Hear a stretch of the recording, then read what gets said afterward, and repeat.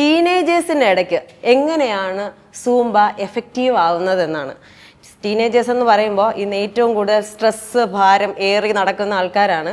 പിന്നെ അവർ ഔട്ട്സൈഡ് ഫുഡും ഒരുപാട് യൂസ് ചെയ്യുന്ന ആൾക്കാരുമാണ് ടീനേജേഴ്സ് എന്ന് പറയുമ്പോഴത്തേനും. കാരണം അവരുടെ വർക്കിംഗ്, അവരുടെ പഠിത്തം ഇതൊക്കെ കാരണമാണ് അവർ ഔട്ട്സൈഡ് ഫുഡ് ഇതൊക്കെ യൂസ് ചെയ്യുന്നതും അവർക്ക് ആവശ്യത്തിൽ കൂടുതൽ സ്ട്രെസ്സൊക്കെ ഉള്ളതാണ്.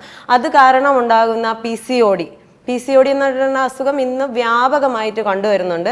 കൂടാതെ കുട്ടികളിലും സ്ത്രീകളിലും പുരുഷന്മാരിലും ഉണ്ടാകുന്ന വയറിലുണ്ടാകുന്ന കുരുക്കൾ, പിന്നെ ഒബിസിറ്റി കണ്ടീഷൻ, ഫാറ്റി ലിവർ, ഇതെല്ലാം ഇന്നത്തെ കാലത്ത് ടീനേജേഴ്സിനെ അഫക്റ്റ് ചെയ്യുന്ന പ്രോബ്ലംസ് ആണ്.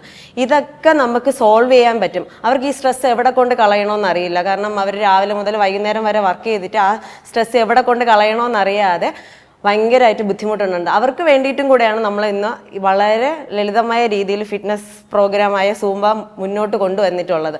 അതുകൊണ്ടാണ് നമ്മുടെ ഗവൺമെൻറ് ഇപ്പോൾ കുട്ടികൾ സ്കൂൾ തലങ്ങൾ മുതൽ സൂംബ ഇൻട്രൊഡ്യൂസ് ചെയ്ത് വരുന്നത്, പുതിയ പ്രോഗ്രാംസ് കൊണ്ടുവരുന്നത്. സൂംബ ഗവൺമെൻറ് സ്കൂളുകളിലും മറ്റ് സ്കൂൾ തലങ്ങളിലുമൊക്കെ സൂംബ വളരെ വിപുലമായ രീതിയിൽ തന്നെ മുന്നോട്ട് വരുന്നുണ്ട്.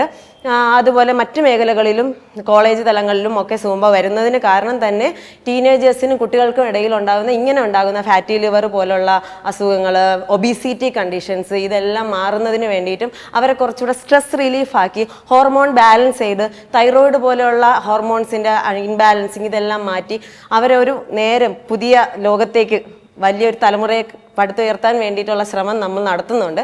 സോ ഇന്നത്തെ കാലത്ത് ഈ ഒരു ഫിറ്റ്നസ് പ്രോഗ്രാം എന്ന് പറയുന്നത് വളരെ എൻജോയബിൾ ആണ്.